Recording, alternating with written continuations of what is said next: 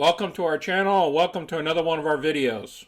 Today we're going to discuss Disney. Disney has earnings coming up here on the 9th of February. The stock volume's about 9 million shares traded so far today. We still have about 2 more minutes left to the bell. Just a little bit below average volume of 13.8 million. The analyst down here has a buy rating on it. We currently have 2 different option spreads against Disney for this week's earnings. One's a debit spread using puts of a 135-142 spread. Maximum loss is $257. Maximum profit is $443. And then we did a bull call spread as well. The 142-155s. Maximum loss $404. Maximum profit $896.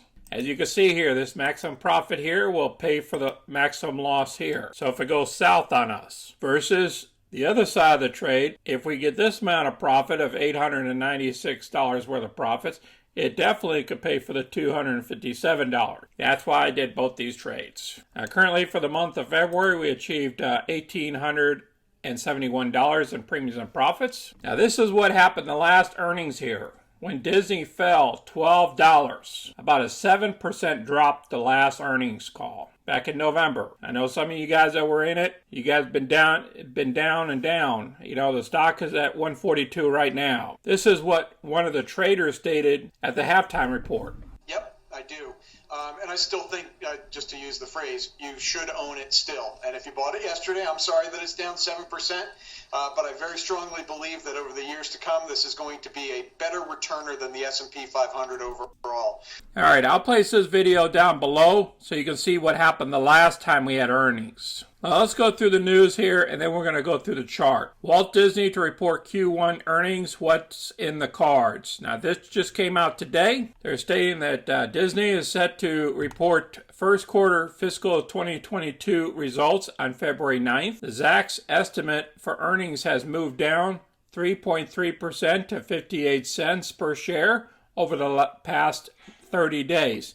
Indicating an increase of 81.3% year over year. The consensus mark for revenues is pegged at $21.15 billion, suggesting growth of 30.1% from the year ago quarter's reported figure. Notably, the company's earnings beat the Zacks census estimate in 3 of the trailing 4 quarters, missing 1, the average surplus being 89.11%. And as you can see by the small map here, that we dropped all the way down to where we were back in 2020. The return of live sporting events is expected to have added in the rise of advertising revenues, thereby driving revenue growth in the media and the entertainment distribution segment. The Zacks census estimate for media and entertainment distribution is pegged at $14.76 billion, indicating a 12.8% growth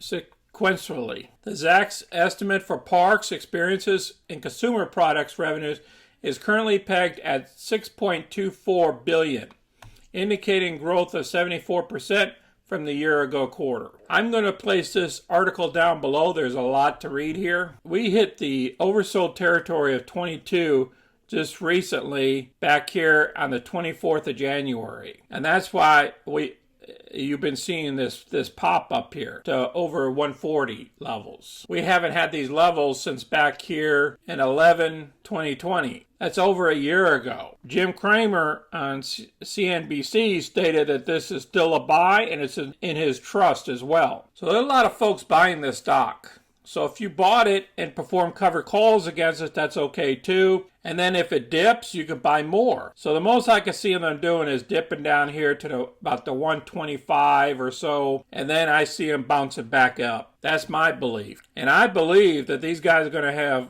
a great quarter this time and it's going to jump up over 150.